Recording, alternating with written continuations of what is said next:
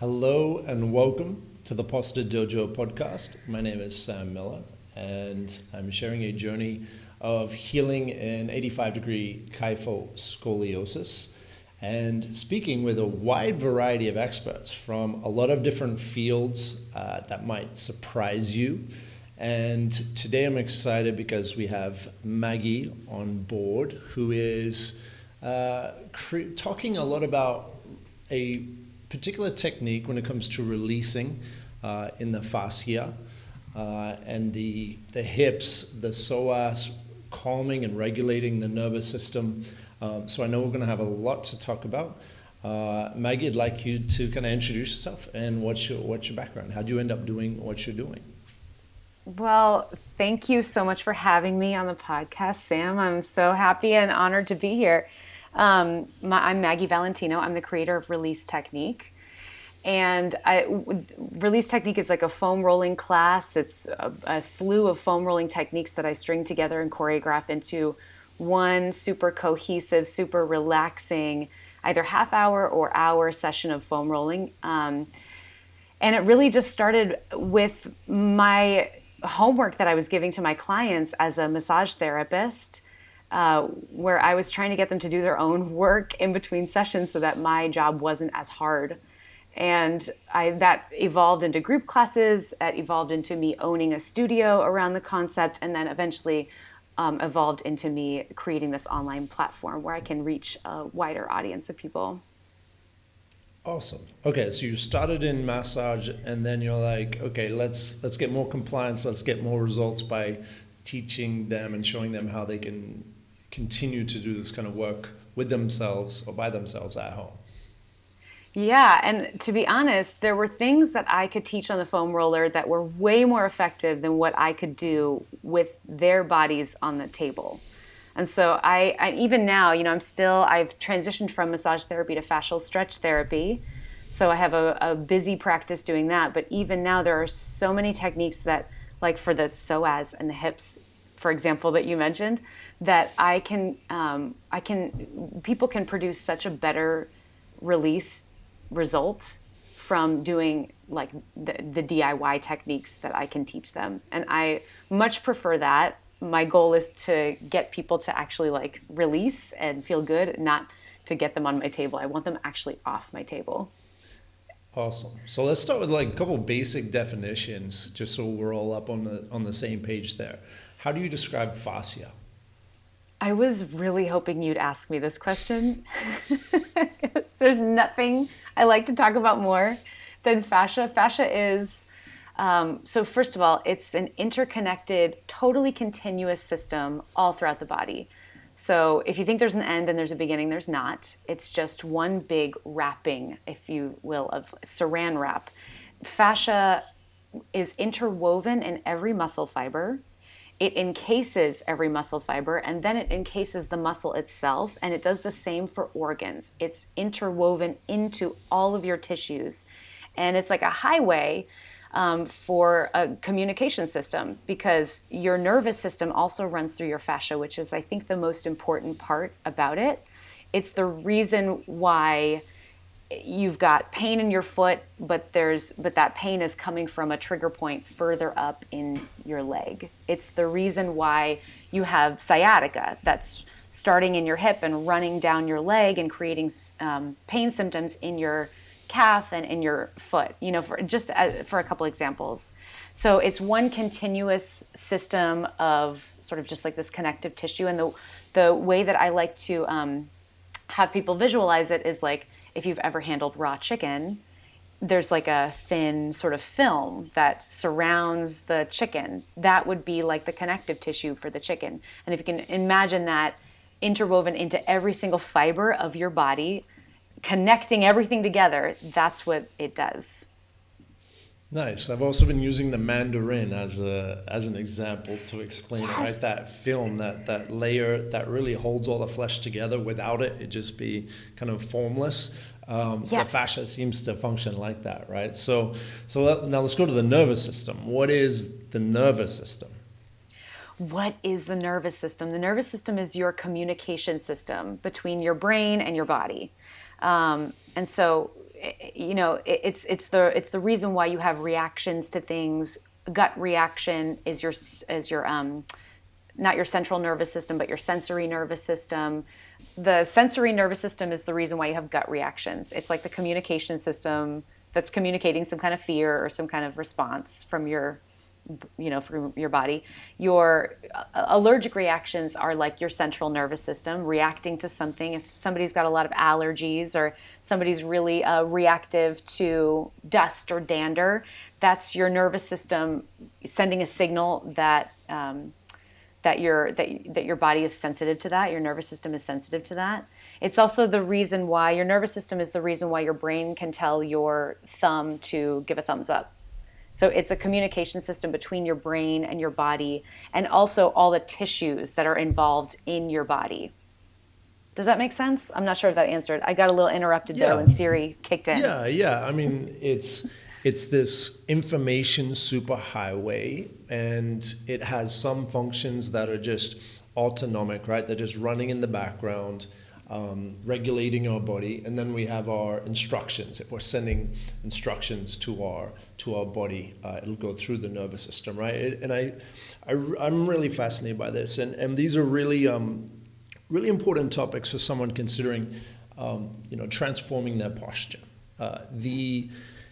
The nervous system to me is really important to visualize clearly as this noodle that extends from the brain, right? The brain has the spinal cord noodle extending from it down through the center of our spine, and then branches out into almost every part of our body.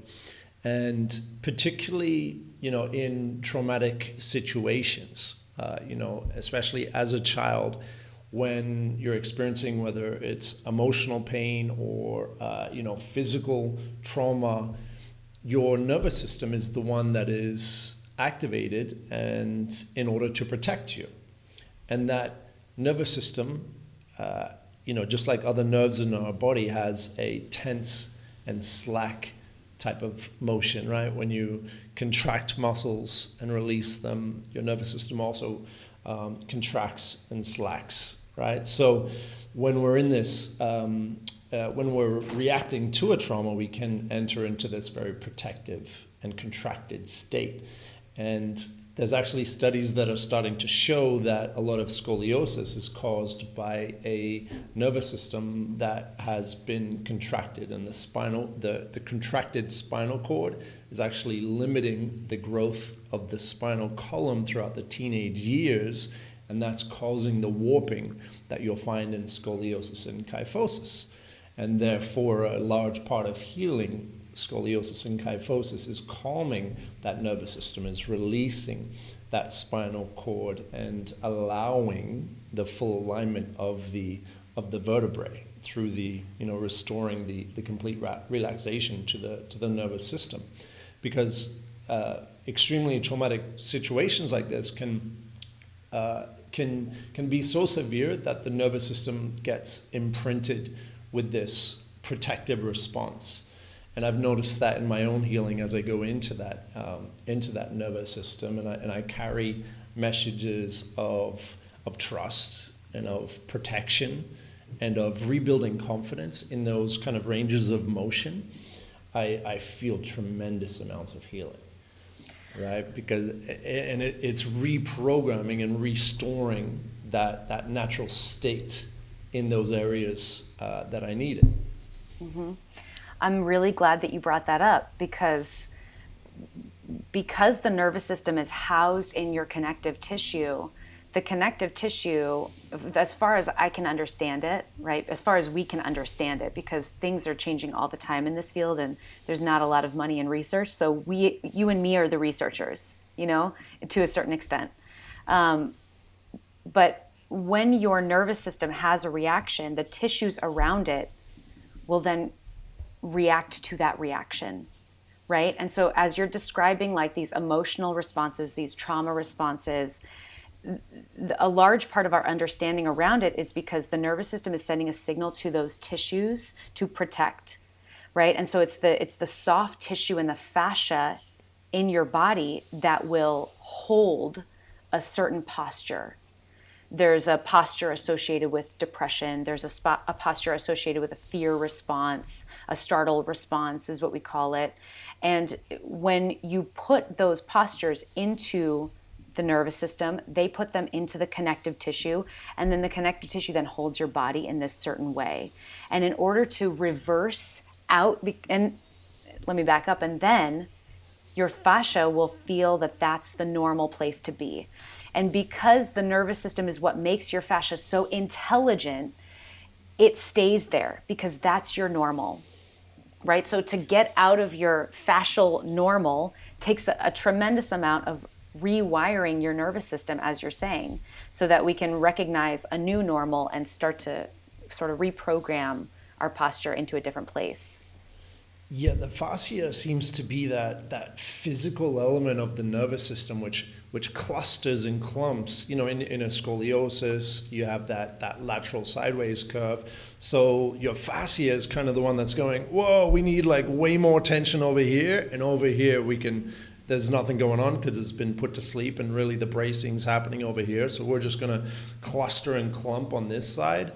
And this is like, if you're planning on transforming your posture and you're looking at all these posture correction exercises, not addressing this is kind of like trying to bend the curved mandarin without acknowledging that there's a clumping of fascia over here.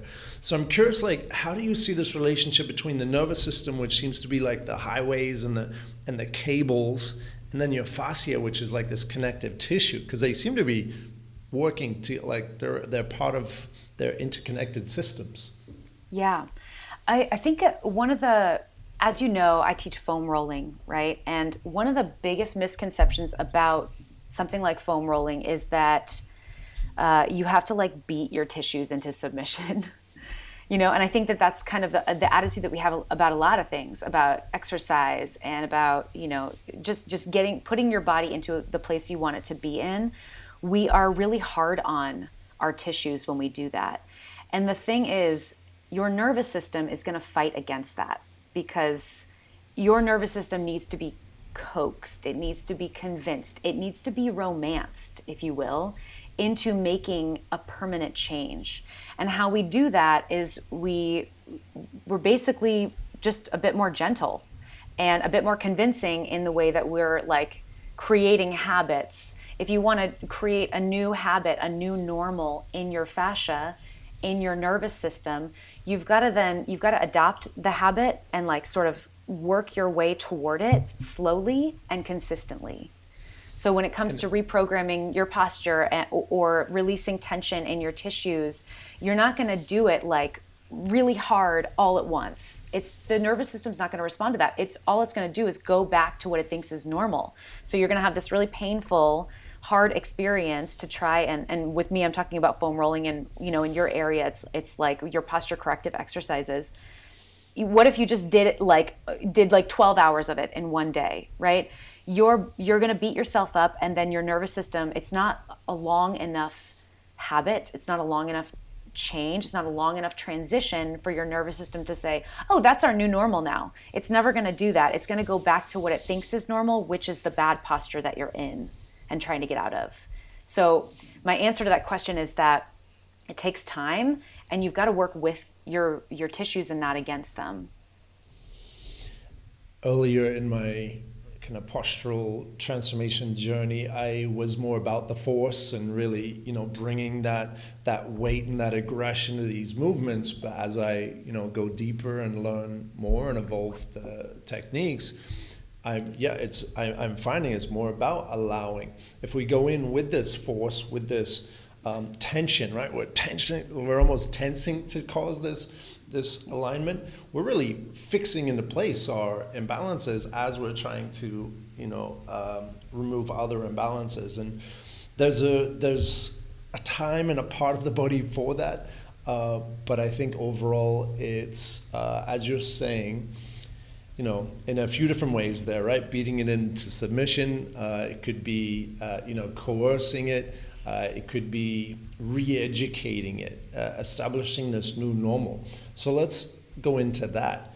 When you're in these new positions, or you're let's say you're foam rolling, you're releasing, you're creating alignment and space where you'd like to, you're starting to breathe into maybe collapsed areas that you have, and you're in a body position which you want to be your new normal but isn't yet. So it's taking effort, it's taking intention to hold this new position. One thing when I'm in this position, I like to exhale and program, and I do consider it kind of re-education, right? And we have these 7-8 second exhales where we basically kind of reprogram the new feeling that we'd like to house in that, to create that new default, that new normal, through a delayed kind of slow exhale. And that's something that's part of the Schroth breathing technique as well, basically getting into alignment and then doing these slow exhales to lock it in. I'm curious if you do something along those lines. How do you coerce a new normal into the body? I think that what you're doing with the 7-8 second exhales is such a beautiful way to incorporate a new position. I feel like exhales are the way, and they're underrated, because I think when people think about breathing, we think about taking like the biggest breath we can, and then the exhale is sort of like an afterthought, where really the inhale is the preparation to the exhale, and the exhale is the main event. The exhale is a signal to your brain to soften into this place. It's the moment where your nervous system gets the memo. And if you can't fully release into, for example, what we do on the foam roller, there are some really intense positions. And it's when I'm saying you have to be gentle, but really you're making change. So you want to be in a tolerable state, but also be challenged by it. That's how you're making your change.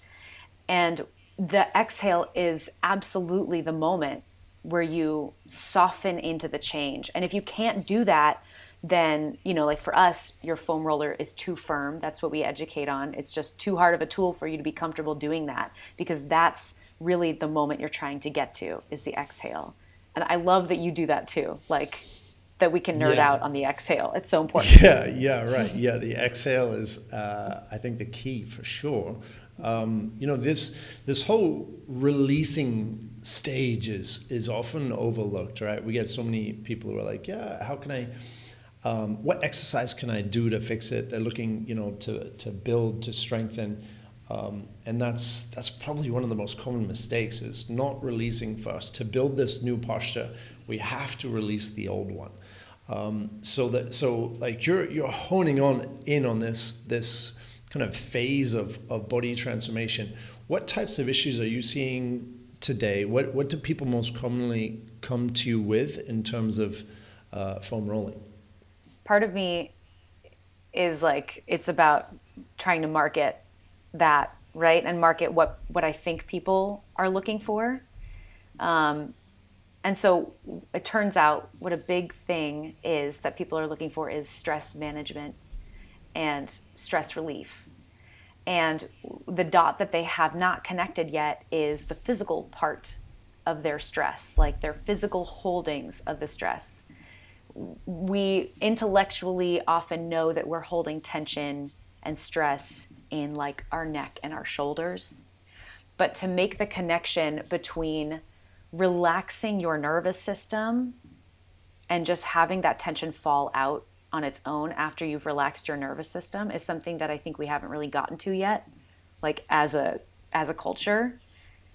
So a big part of what I see is that when people start to foam roll on a regular basis, and I'm saying maybe 30 minutes a week or something, one class a week, they'll start to sleep better, and they'll start their tension will start to melt away, even though they're not directly even working on that tension. And hopefully they are too, because we have techniques for every part of the body from the head to the toe. So hopefully they are physically working out their stress and tension. But I find that when they're when they're combing through the whole body with pressure They're increasing their proprioception for every single place in their body. There's like this aha moment in the entire system where people can just sort of relax and let go. And I wonder if that is applicable to folks who are trying to change their posture too. Like, I wonder if not just working on the one place that you know you have an imbalance, the one place you know you have tension, but actually connecting all the dots, because again, your fascia is one continuous line, right? We might not be aware that like the way that we are stepping into our right foot more heavily every single time we take a step is increasing the curve in the spine in the spine to the left. We might not be aware of those things, but it's only after we start to address them and work on them that we can feel those connections and connect the dots in our body, like in a much more meaningful, more holistic way. Does that make sense? 100%. You just unpacked some really big things there. So there's the medical system I went through when it saw a doctor and then an orthopedic surgeon 25 years ago. It was very somatic. So somatic is about the body. But I have heard in more medical kind of arenas, it's going more psychosomatic. So it's the psyche and the body and how it's connected. And that's what you were kind of leading to, right? Is this, and especially with stress being probably the most common one in this society. We're doing things, we're trying to do things. We're literally intention, right? We're intentional about so many things. And if we're going to try and do something, whether it's we're going to try and stand up or we're going to try to go somewhere or accomplish anything or run away from a predator, the first part of our body to activate it physically is the psoas. If I'm not mistaken, right? It's the first one that really kind of sets our entire body into motion. So I have found that that's part of why the psoas and the hips can get locked up in general. But then also when it comes to posture and these postural imbalances, when we have imbalances higher up, we start forming. Our body reacts and forms its own brace to keep it together, to keep it stable, and that's often in the hips. So with people who have any type of imbalances higher up, they're most likely going to find something in their hips as well. So for me, that's a big one. I guess let's start there. How do you approach someone who might have a range of hidden tensions, and you kind of mentioned this as well. There might be tensions that we're not even aware of, and I notice that I think I've let go of everything, like having this general relaxation. I find places, I get the tension out there, and then I'm like, whoa, there's another layer there. There's another layer over here that I didn't even know I was housing. So you can start kind of unraveling all these different kind of layers of the tensed onion, I guess. So how do you start? Well, like if someone comes to you with, I'm really kind of tight and locked up in the hips. I'm curious to see, do you go straight in for that, or are you doing the whole body anyway? I'm really curious to hear your answer to this question too, but I know that's maybe not what we're here for. But that's a great question. And I think that we are centralized around the hips and also around the shoulders. So I think about it in the joints. I look at the hips and I think, let's open up the hips, and the fascia coming out from the pelvis will follow.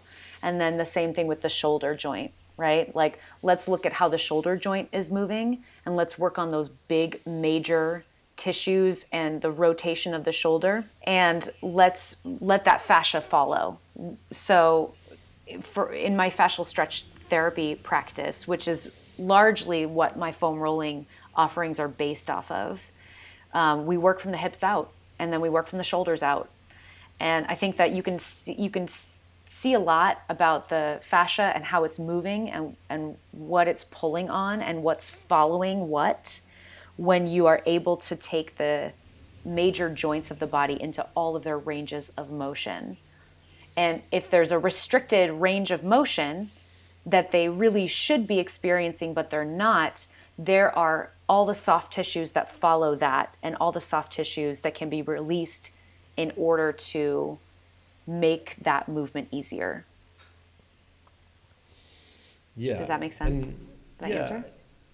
So when I started learning myofascial releasing, I was kind of shown a technique to really start at the top of the limb. Like if we're tucking the leg, it'll be from the joint down, right? Because it seems like the information is being transmitted from the nervous system to these joints and then along the limbs. And it seems like if you're going to roll it out, if you're literally going to roll it out, you want to start from the area of most tension. And I'm guessing closer to the joint or closest to the center of the nervous system has more tension, because that's the part that's telling our body to contract and release. So if we've had this chronic tension, or we've had chronic tension signals coming from our nervous system for so long, that we've just, doing a 9 to 5 of tension, the way out is starting closer to it, and then kind of, squeezing a tube of toothpaste. Imagining it that way, we're really kind of starting from the top and going that way. Is that something you do in your practices? Yeah, I would say that that's true. And I feel like it can be tricky to do that for the hips, right? Like we all know that you can access the muscles of the glutes, like the big glutes, and then you can come down into the hamstrings and come down the quad. But there's this area of your body called the pelvic floor, right? And that is not accessible from the outside. That is only accessible from the inside. And there are very specific techniques for that. There are whole physical therapy practices dedicated to releasing the pelvic floor, where they put on gloves and they go inside and they release trigger points. And it's apparently like very intense experience. But there are ways to also access your hip mobility and your pelvic floor. Like that's the tricky piece, right? A lot of us are holding emotion and tension, and all that somatic holding is happening, like you said, in the psoas and in those surrounding pelvic floor muscles. And those are tricky to get at. There's one psoas technique that I teach, but it's also pretty intense. So if you're not ready for that type of pressure, it's like you have to be primed. And there are ways to bypass that and sort of introduce opening in the pelvic floor. Like I'm thinking of when we roll the adductors, the inner thighs, and like the inner quadriceps. These are all tissues that communicate to the pelvic floor. They're directly lined through, or linked rather, through a line of fascia, through the deep front line of fascia. So there are ways in which, yes, you do want to work from the biggest part of the joint out if you can. And if you can't, there are other really helpful things that you can do. That work along, and that's like the whole reason why fascia is handy, because it's a continuous system and there happen to be lines, right? Like there's that deep front line, there's the superficial back line, there are trains all throughout the body. And if you access the part of the fascial line, if you can't access another part of it that's really holding tension, but you can access one part of it, it will affect the whole line. And so it's useful to know where the lines are and make those connections for yourself. Like, oh, okay, I can't get to my pelvic floor. It's so locked up, and it's actually pulling on my sacrum and it's making my low back hurt. What can I do to access my pelvic floor, in an accessible DIY kind of way? Oh, I can do the inner thighs. These are that's kind of down the wormhole of once you start to take on a practice, right? This is not something that you'll just it's not like a TikTok that you can follow and have immediate results. It's a practice, Yeah. Yeah, and that's really a really big takeaway, I think, for a lot of people who would like to transform their posture. It's not going to be just like, oh, it's just fixing your back. No, it's and this is from personal experience. When I'm in a corrective position, the way that I now flex, my feet are affecting, what I'm feeling higher up, and I'll be, I can be either foam rolling or using a medicine ball on my calves or hamstrings, and be feeling it, like just incredible alignment happen higher up in the back. So it is a complete body technique to go in here and start doing these things. Some of them, I think, it was intuitive for quite a bit, just feeling like, okay, I've got anywhere there's tightness in my body, I want to release it. And so I'd go into my legs, and then I'd feel like this, some clicks of alignment happening in the spine. So it's really, really powerful, because that fascia is really that, as you're saying, those fascial lines. If we're housing a lot of tension lower down, we're going to have to address that to start allowing the spine and the back to reach its full potential. That's right. And the best way to learn it is exactly what you were doing, right? To just like start somewhere and then see what you can feel from that. And so you're right. It's not a thing where it's going to be like, oh, all you have to do is bop, bop, beep, and then your back pain will go away. It's like, no, it's so personal for everybody. Like the psoas could be the reason why this person has lower back pain, but the glute medius or the piriformis could be, some glute muscles could be the reason why this person has lower back pain. This person has lower back pain because their lat on the left side is too tight, like it's so personal. And so you have to allow yourself the time to really engage in a practice where you can sense these things and start to know these things. And the more you do that, the more you can trust your system, and the more you can follow those sensations and really like decode your pain. Truly. Pretty awesome. Yeah. How do you recommend someone begins this unraveling process? So are there things that you would suggest to say, here, go try these, see it, believe it, become aware that you have this in your body and you can tap into this, and then come to me and I'll take it from there? Or does it start with you? Like, how do you guide people along this process? In my world, what I do is I just have them try to jump into like some small classes so they're not super overwhelmed. I think, if you scroll through my Instagram or my TikTok page, it's like there's just so many little techniques, right? That it can be just overwhelming to try any one of them. I think a class is the way to go. And I recently just ran a free 7-day challenge, and that was a really great way to like get people into their bodies. We did the same 15-minute class every single day. And by the end of the and added some techniques here and there. By the end of the 7 days, people were really starting to feel like they did the technique from memory. They did the little 15-minute class from memory. They were starting to feel all the changes in their body that this small full body class was giving them.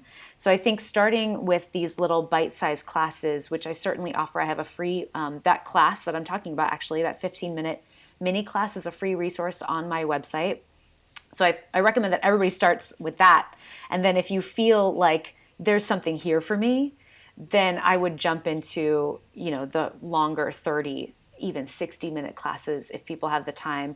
And if we can make a habit out of doing this like once a week, then you will feel really different in a month, even. And they can find your information at release-technique.com. The link Release-technique.com. Yeah. That's right. Follow me on TikTok. Follow me on Instagram. I'm here.